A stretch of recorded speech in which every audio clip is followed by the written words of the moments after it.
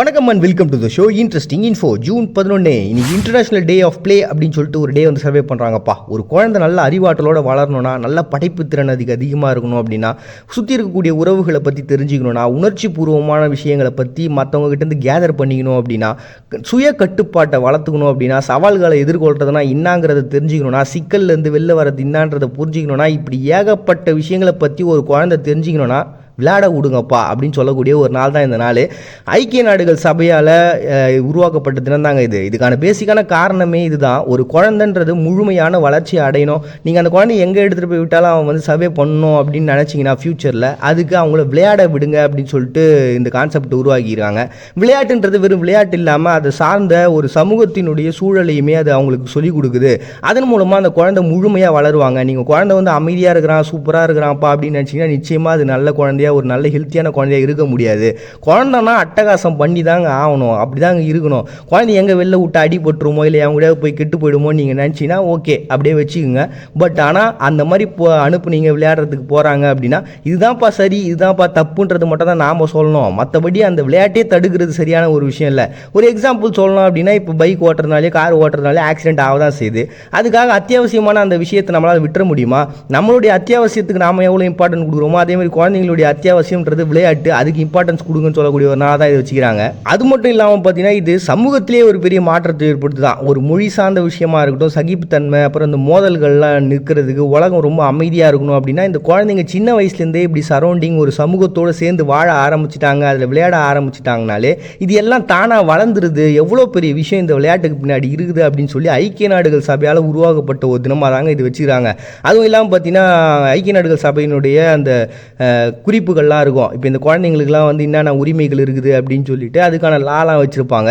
அதில் 31வது பிரிவில் குழந்தைங்க விளையாடுறதுக்கு லா வச்சுக்கிறாங்க. இப்போ உங்கள் குழந்தைய நீங்கள் விளையாட விடல அப்படின்னு வச்சிங்களேன், சப்போஸ் அந்த குழந்தை வந்து டென்ஷன் ஆகிடுச்சு, என்னை விளையாட விட மாட்டாங்கன்னு சொன்னாங்கன்னா உங்களுக்கு தான் பிரச்சனை. பார்த்துங்க, குழந்தை ஹெல்த்தியாக வளரணுமா இல்லை ஐயோ கெட்டு போயிடுவான்ற உங்கள் பயத்தில் குழந்தை வளரணுமான்றதை மட்டும் யோசிச்சுங்க. அப்படி உருவாக்கப்பட்டதுனா தான் பார்த்தீங்கன்னா இன்டர்நேஷனல் டே ஆஃப் ப்ளே அப்படின்னு சொல்லிட்டு சர்வே பண்ணுறாங்க. ஜூன் 11 ஸ்டூடெண்ட்ஸ் டே அப்படின்னு சொல்லிட்டு ஹண்டுரஸில் சர்வே பண்ணுறாங்கப்பா. இது வந்து ஒரு கவிஞரா, பாதிரியாரரா, ஒரு கல்வியாளராக இருந்த பர்சன் தான் பார்த்தீங்கன்னா ஜோஸ் ட்ரினிடாட் ரெய்ஸ் அப்படின்ற ஒரு பர்சனே. இவருடைய பர்த்டே வந்து நினைவு கூறணுன்றதுனால தான் இந்த டே. இவருக்கு ஏன் இவ்வளோ இம்பார்ட்டன்ஸ் கொடுக்குறாங்க அப்படின்னா, அவங்க நாட்டினுடைய வறுமைக்காக அதிகமாக போராடின ஒரு person, at the same time பெண்களுடைய உரிமைக்காக போராடினார், கல்விக்காக போராடின ஒரு பர்சன். இவருடைய சமயத்தில் தான் பார்த்தீங்கன்னா பல்கலைக்கழகங்கள் உருவாகி அது மூலமாக நிறைய மாற்றங்கள்லாம் எஜுகேஷன்லாம் உருவாச்சு. ஸோ அப்படிப்பட்ட ஒரு பர்சனை செலிப்ரேட் பண்ணுறதுக்காக தான் இந்த டே. இது வந்து பார்த்தீங்கன்னா ஒரு கவர்மெண்ட் ஹாலிடேலாம் கிடையாது. பட் இருந்தாலும் மாணவர்கள் அதே மாதிரி இதை ஆதரிக்கக்கூடியவங்களாம் பார்த்தீங்கன்னா இந்த டே வந்து செலிப்ரேட் பண்ணுறாங்க. ஒரு சில இடங்களில் மட்டும் அவங்களுக்குன்னு வந்து விடுமுறையெல்லாம் விட்டுக்கிறாங்க. அப்படி செலிப்ரேட் பண்ணுற ஒரு இம்பார்ட்டண்டான ஒரு டேவாக தான் பார்த்தீங்கன்னா ஸ்டூடெண்ட்ஸ் டே அப்படின்னு சொல்லிட்டு ஹண்டுரஸில் இந்த ஜோஸ் ட்ரினிடாட் ரெய்ஸ்னுடைய பர்த்டே வந்து செலிப்ரேட் பண்ணுறாங்க. Next day William Davis minus memorial day அப்படின்னு சொல்லிட்டு ஒரு டே வந்து கனடாவில் அனுசரிக்கிறாங்கப்பா. இது 1925 நடந்த ஒரு சம்பவம் தான். சுரங்க தொழிலாளர்கள்லாம் இருக்காங்க, இந்த நிலக்கரியெல்லாம் வெட்டி எடுத்துகிட்டு வருவாங்களே. ஸோ அந்த மாதிரியான வேலை செஞ்சுட்டு இருந்தவங்க என்ன பண்ணியிருக்காங்க, அவங்களுடைய உரிமைகள்லாம் கேட்டு போராட்டங்களை சின்ன சின்னதாக ஸ்டார்ட் பண்ணியிருக்காங்க. ஒரு கட்டத்துக்கு அப்புறம் அது ஒரு அதிக நாட்கள் போக அவங்களுமே ஒரு மிகப்பெரிய வறுமை நிலைக்கு தள்ளப்படுறாங்க. இருந்தாலும் அவங்களுடைய அந்த கான்ஃபிடென்ட் பார்த்தீங்கன்னா அதை விடாமல் அப்படியே பிடிச்சி வச்சுட்டு இருந்தாங்க. இதை பார்த்துட்டு இருந்த அந்த நிறுவனம் என்ன பண்ணாங்களா, இதை எப்படியா தடுத்து நிறுத்தி ஆகணும் அப்படின்னு நினச்சாங்க. இவங்களும் வந்து போராட்டத்தை அடுத்த கட்டத்துக்கு கொண்டு போகலான்னு சொல்லிட்டு அங்கே இருக்கக்கூடிய அந்த வாட்டர் ஸ்டேஷன், அப்புறம் எலக்ட்ரிக் பம்பிங் ஸ்டேஷன், இந்த மாதிரியான ஸ்டேஷன்ஸ்லாம் இருக்குல்ல, அதெல்லாம் நம்ம ஸ்டாப் பண்ணுறோம், எலக்ட்ரிக் பவரும் போச்சு, கரண்ட்டு அந்த வாட்டர் சப்ளையும் போயிடுச்சு அப்படின்னா நிச்சயமாக இவங்க வந்து தடுமாறுவாங்க அப்படின்னு நினச்சாங்க. அதே மாதிரி அந்த நிறுவனமும் தடுமாறினாங்க.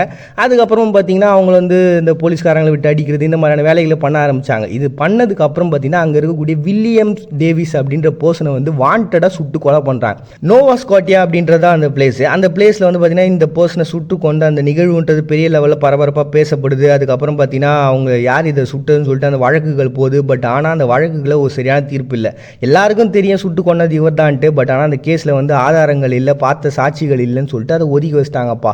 ஒரு கட்டத்துக்கு அப்புறம் இந்த பிளேஸையும், நோவா ஸ்காட்டியா அப்படின்ற பிளேஸையும் வந்து மூடிட்டாங்க.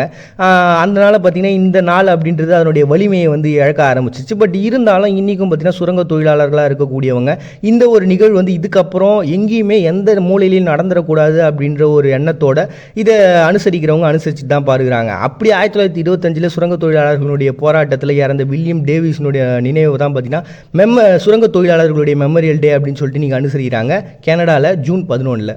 நெக்ஸ்ட் பிரேசில் இன்னைக்கு நேவி காமமரேஷன் டே அப்படின்னு சொல்லிட்டு ஒரு டேங்க. இது வந்து 1865 நடந்த ஒரு பெரிய வாரம் வந்து நினைவு கொள்கிற ஒரு விஷயமா தான் இருக்குது. பெராகுவேக்கும் அப்புறம் ட்ரிபிள் கூட்டணின்னு சொல்லக்கூடிய பிரேசில், அர்ஜென்டினா, உருகுவேக்கும் ஒரு போர்ன்றது நடந்தது. அந்த சமயத்தில் வந்து பார்த்தீங்கன்னா பெராகுவே பயங்கரமாக எல்லா இடத்துலையும் ஜெயிச்சுனே வந்தாங்க.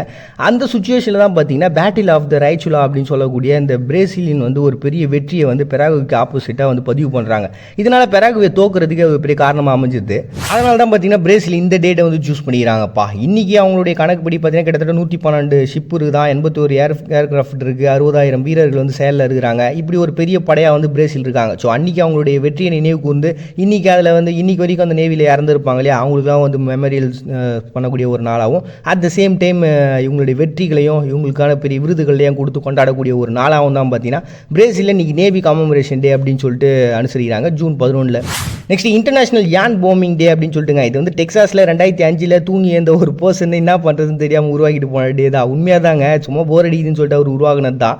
ஸோ அப்படி உருவாக்கின ஒரு டே என்னான்னு பார்த்தீங்கன்னா, இந்த மரம் பார்க்குற செடி கொடி இல்லை காரு எந்த இடமா இருந்தாலும் சரி அந்த இடத்த வந்து சுற்றி ஒரு அந்த நூலால் செய்வாங்க தெரியுங்களா, ஒரு ஆடை மாதிரி இந்த வீட்டெலாம் உட்காந்து பின்னிக்கிட்டே அந்த ஆடைகள் மூலமாக அதை வந்து ஃபுல்லாக கவர் பண்ணுறது தான் இது வேலையாக வச்சுக்கிறாங்க. இப்போ இங்கே வந்து பார்த்திங்கன்னா ஒரு பெரிய பிரச்சனையை வந்து ஃபேஸ் பண்ணுறாங்க. என்னென்னா சில பேர்லாம் அதை அப்படியே பண்ணிவிட்டு விட்டு போயிடுறாங்களாம். இந்த டே முடிஞ்சதுக்கப்புறம் அதை க்ளீன் பண்ணுன்ற வேலையெல்லாம் இல்லாமல் இதெல்லாம் சுற்றுச்சூழலுக்கு ஒரு பாதிப்பு ஏற்படுதுன்னு சொல்லிட்டு இன்னொரு சைடு ஒரு பிரச்சனை போயிருந்தாங்குது.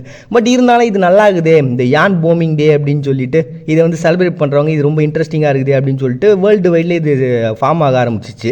இதன் மூலமாக பார்த்தீங்கன்னா ஆஸ்திரேலியா, கனடா, எகிப்து அப்படின்னு சொல்லிட்டு ஏகப்பட்ட நாடுகளில் இதை ஃபாலோ பண்ணிட்டு இருக்கவங்க பண்ணிட்டு தான் இருக்கிறாங்களாம். ஸோ அப்படி ஒரு ஃபேமஸான ஒரு நாளாக போயினுக்குதுப்பா. அப்படி ஒரு வித்தியாசமான ஒரு டேவை எல்லா இடத்தையும் நூலால் நிரப்பக்கூடிய ஒரு நாளாக தான் பார்த்தீங்கன்னா இன்டர்நேஷனல் யான் பாம்பிங் டே அப்படின்னு சொல்லிட்டு ஒன்று செலிப்ரேட் பண்ணுறாங்க ஜூன் 11. நெக்ஸ்ட் வேர்ல்டு ஜாகுவார் டே அப்படின்னு சொல்லிட்டு ஆல்ரெடி இந்த டேவை பற்றி நம்ம பார்த்துருப்போம். ஏன்னா ஏப்ரல் 10 பார்த்தீங்கன்னா இந்த டே வந்துருக்குது. அண்ட் அகைன் வந்து இன்றைக்கும் வந்து இதை அனுசரிக்கிறாங்க. காரணம் என்னென்னு பார்த்தீங்கன்னா அமெரிக்காவினுடைய கடைசி பூர்வீகமாக இருக்கக்கூடிய ஒரு இனம் தான் பார்த்தீங்கன்னா இந்த ஜாகுவார். கடைசியாக இருக்கிற இந்த ஒரு இனத்தையே நம்ம பாதுகாத்தாகணும் அப்படின்னு சொல்லிட்டு தான் இந்த டே வந்து 2 நாள் வச்சுக்கிறாங்க வருஷத்துக்கு, அப்படியாவது பாதுகாத்தலான்ட்டு. பட் இருந்தாலும் அழிஞ்சு வரக்கூடிய இடத்துல இருக்குது. அட் த சேம் டைம் பார்த்தீங்கன்னா இது எல் சால்வடார், உருகுவே இந்த பகுதிகள்லாம் உள்நாட்டில் இந்த ஜாகுவார்ன்றது அழிஞ்சு போச்சு. அட் த சேம் டைம் இதில் வந்து ஒரு 5 பிரிவுகள் இருக்குது அப்படி இப்படின்னு சொல்லிட்டு ஏகப்பட்ட விஷயங்கள் ஆல்ரெடி நம்ம பார்த்துட்டோம். ஸோ அப்படி கொண்டாடக்கூடிய ஒரு அனுசரிக்கக்கூடிய ஒரு நாளாக தான் பார்த்தீங்கன்னா வேர்ல்டு ஜாகுவார் டே அப்படின்னு சொல்லிட்டு ஒரு டே வந்து அனுசரிக்கிறாங்க ஜூன் 11. சரின்னு பட்டதெல்லாம் ஒரு நாள் தப்புன்னு தோணும், தப்புன்னு தோன்றதெல்லாம் ஒரு நாள் சரின்னு தோணும். இது உலகத்தோட இயல்பு. ஆனால் அந்த மாற்றங்களை நம்ம அனுபவிச்சதுக்கு அப்புறமா அதை வெளில சொல்கிறதுக்கு தயங்குவோம். காரணம் சமூகம் நம்மளை ஏதாவது சொல்லிடுமோ அப்படின்ட்டு. இதுதான் சமூகத்தினுடைய அடக்குமுறைன்னு நினைக்கிறேன். மறுபடியும் எல்லாரும் நாளைக்கு வந்து சந்திக்கிறாரு. உங்கள்கிட்ட நான் உங்கள் பாண்டிய நீங்கள் பார்த்துட்டு இருக்கேன். இந்த நிகழ்ச்சி இன்ட்ரெஸ்டிங் இன்ஃபோ.